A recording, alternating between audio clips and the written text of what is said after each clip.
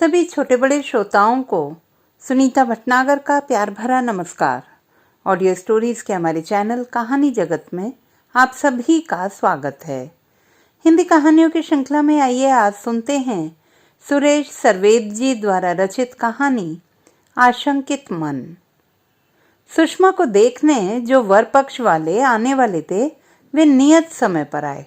उनमें लड़का जीवेश सहित उसके पिता यशपाल और मामा आए थे। सुषमा उन्हें चाय नाश्ता देने गई। उन लोगों की दृष्टि सुषमा पर जा टिकी। सुषमा भय और लज्जा से घबराई हुई थी, मगर उसने आगंतुकों को चाय नाश्ता दिया और कनखियों से जीवेश को देख भी लिया। उसने जीवेश को पसंद कर लिया और वह वापस हो गई। यशपाल, जयदेव और मामा इधर उधर की बातें करने लगे। जीवेश की आंख अभी भर नहीं पाई थी। वह पुनः सुषमा को देखने का इच्छुक था, मगर कहे तो कहे किससे? मामा से कह सकता था, मगर वे तो जीवेश की ओर दृष्टि ही नहीं डाल रहे थे। मामा की दृष्टि जैसे ही जीवेश पर पड़ी, जीवेश ने आंखों ही आंखों में इशारा कर दिया। मामा को इशारा समझने में कठिनाई नहीं हुई। कुछ ही देर बाद मामा ने जयदेव से सुषमा को पुनः देखने का अनुरोध किया। सुषमा तक आवाज पहुंच चुकी थी। उसने तो सोचा था कि देखने दिखाने की औपचारिकता खत्म हो गई, मगर यहाँ पुनः देखने का अनुरोध हो चुका था। उसे मामा पर क्रोध आया। मुझे प्रदर्शनी की वस्तु बना रहे हैं। तत्क्षण उसके विचार में परिवर्तन आया। मामा ने कोई गलती नहीं की है। शायद वे मुझसे कुछ बात करना चाहते होंगे। आखिर लड़की गूंगी बहरी भी तो हो सकती है। सुषमा आई। उसे कुर्सी पर बैठने को कहा गया। वह कुर्सी पर बैठ गई। सुषमा के लिए क्षण क्षण भारी पड़ रहा था। वह चाह रही थी कि जो भी पूछना चाहते हैं जल्दी पूछें और जाने की अनुमति दें। यशपाल ने पूछा, सुषमा तुम कहाँ तक पढ़ी हो? जी, स्नातक हूँ, सुषमा का उत्तर था। कढ़ाई बुनाई का ज्ञान होगा ही? जी हाँ। अब वर पक्ष वाले संतुष्ट थे। इतनी ही बातों से वे जांच चुके थे कि लड़की न गूंगी है न बहरी। उन्हें सुषमा पसंद आ गई। सवाल जवाब हो चुके थे। सुषमा भीतर चली गई। भोजन का समय हो चुका था तो जयदेव ने मेहमानों से भोजन करने का आग्रह किया। वे टालने लगे। सुषमा के मन में विचार उठने लगा, ये लोग भोजन करना क्यों अस्वीकार कर रहे हैं? कहीं ये लोग पहले लेन देन की बात तो करना नहीं चाहते? पिताजी चुप्पी साधे क्यों बैठे हैं? उन्हें जो देना है स्पष्ट क्यों नहीं कर देते? अंततः जयदेव के अनुरोध को वर पक्ष वालों को मानना ही पड़ा। वे भोजन करने बैठ गए। रजनी ने सुषमा को भोजन परोसने के लिए कहा। सुषमा खींच गई, पर यह मात्र दिखावा था। वह स्वयं जीवेश को आंखें भरते तक देखना चाहती थी। अतः थोड़ी ना नुकुर के बाद भोजन परोसने लग गई। यशपाल और मामा एक दूसरे के समीप बैठे थे। वे भोजन करने के साथ साथ धीरे धीरे वार्तालाप भी कर रहे थे। सुषमा सोचने लगी, इन्हें मेरा बनाया भोजन रुचिकर लगा कि नहीं? मैंने तो आज अन्य दिनों की अपेक्षा अधिक रुचिकर भोजन बनाने का प्रयास किया है। अवश्य इन्हें मेरा बनाया हुआ भोजन अच्छा लगा होगा। जीवेश से भी विवाह के विषय में पूछा गया है या नहीं? मुझे जीवन व्यतीत तो उसके साथ ही करना है ना। मैं पिताजी से तो नहीं कह सकती। हाँ, माँ से अवश्य कहूंगी। भोजन करके वे बैठक में आए। जयदेव अभी भी अनिश्चय की स्थिति में था। उसने पूछा, तो क्या मैं विवाह को पक्का समझूं? अगर आप लोगों की कोई मांग हो तो निसंकोच बताइए। मुझसे बन पड़ेगा तो हाँ कहूंगा। हम दहेज के लालची नहीं। हमें सुंदर, सुशील, गृह कार्य में दक्ष वधू चाहिए और हमने यह सब गुण सुषमा में देख लिए हैं। हम आशा करेंगे कि सुषमा हमारे परिवार के सुख दुख बांटेगी, आपस में सामंजस्य स्थापित करके परिवार को चलाएगी। यशपाल ने कहा, आपके उच्च विचार का मैं सम्मान करता हूँ, मगर पिता होने के नाते मुझे यह सब पूछना पड़ रहा है। बारातियों के आने जाने का खर्च मैं वहन करूंगा। साथ ही 5 तोले सोने और 50 तोले चांदी के जेवरात कन्या को दूंगा। आप जो देना चाहें उसका ना हम विरोध करेंगे और ना ही जो न देना चाहें उसका आग्रह है। यशपाल ने मामा की ओर दृष्टि डालकर कहा, क्यों, मैंने कोई अनुचित शब्द तो नहीं कहे? नहीं, तुम दोनों के विचार मुझे पसंद आए। विवाह पूर्व लेन देन की बात स्पष्ट हो ही जानी चाहिए।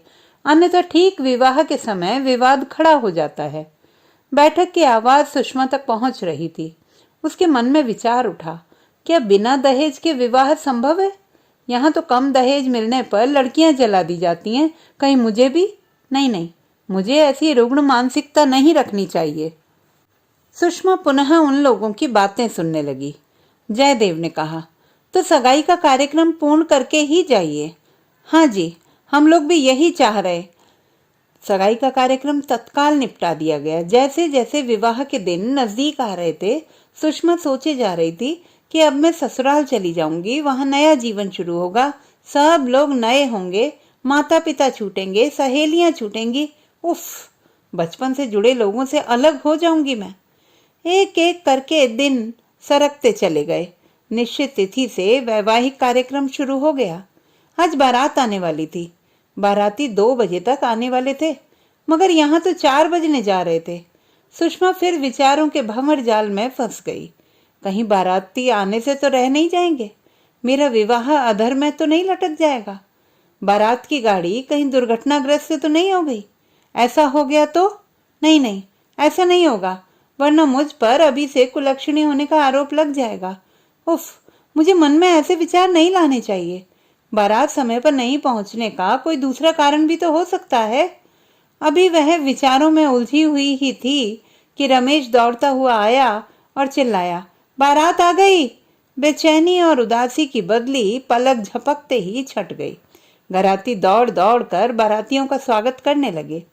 चाय नाश्ते का कार्यक्रम खत्म होते ही दूल्हे को मंडप में लाया गया। फिर शुरू हुआ मंडप का कार्यक्रम। बारात में कुछ मनचले युवक भी आए थे। वे इधर उधर भटक कर घरातियों को परेशान कर रहे थे। लड़के लड़कियां एक दूसरे से परिचित होकर गप्पे लड़ा रहे थे, एक दूसरे को फांस रहे थे। एक युवक जीवेश के पास आया। उसने जीवेश के कान में कुछ कहा। सुषमा के मन में शंका उठी कि यह युवक जीवेश को मोटरसाइकिल मांगने के लिए तो नहीं उकसा रहा है, पर हमने तो मोटरसाइकिल खरीदी ही नहीं है। इन्हें 2 पहिया वाहन मांगना ही था तो पहले क्यों नहीं बताया? अब क्या होगा? ये लोग मांग रखेंगे, पिताजी असमर्थता व्यक्त करेंगे, इनके समक्ष हाथ जोड़ेंगे, पर ये अपनी मांग पर ध्रुव की तरह अटल रहेंगे।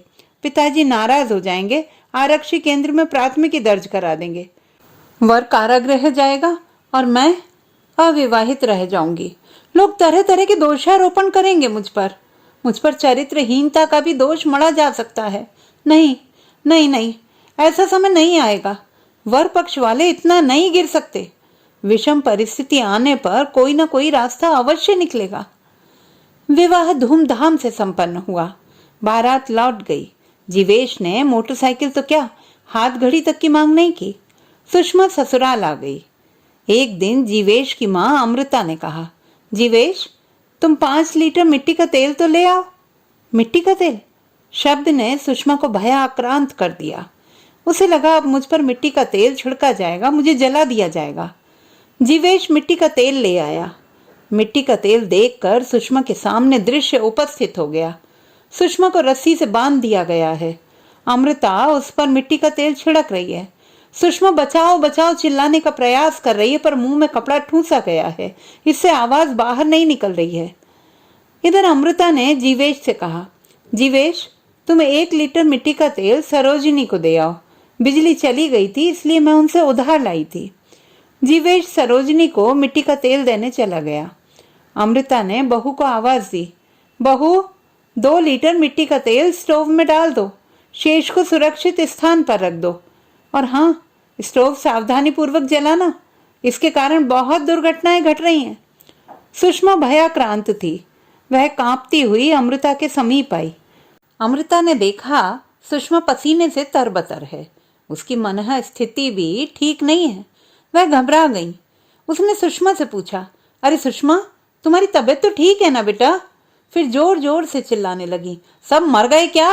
अरे कोई डॉक्टर को तो बुलाओ, जल्दी जल्दी करो। अमृता बेचैन हो गई। वह सुषमा से बार बार उसकी हालात पूछ रही थी। सुषमा ने उसकी बेचैनी ताड़ ली। उसने कहा, मुझे कुछ नहीं हुआ है माँ, डॉक्टर को बुलाने की आवश्यकता नहीं है, मैं पूर्ण स्वस्थ हूँ। कैसी बातें करती हो? पसीने से नहा गई हो, शरीर में कपकपी छूट रही है तुम्हारे और तुम कहती हो कि मैं स्वस्थ हूं। नहीं बेटी नहीं, डॉक्टर को तो बुलाना ही पड़ेगा। सास के वात्सल्य भरे शब्दों ने सुषमा को झकझोर कर रख दिया। अमृता की आंखों से छलकती ममता को देखकर सुषमा स्वयं को संभाल नहीं पाई। वह मां कहती हुई अमृता के सीने से लिपट गई। उसकी सारी शंकाएं और भ्रम आंसू बनकर प्रवाहित होने लगे और पूरी तरह स्थिर हो गया उसका आशंकित मन। तो दोस्तों, ये थी हमारी आज की कहानी। आपको कैसी लगी कमेंट बॉक्स में लिखना ना भूलें। चैनल को सब्सक्राइब करें, लाइक करें और मित्रों के साथ शेयर करें।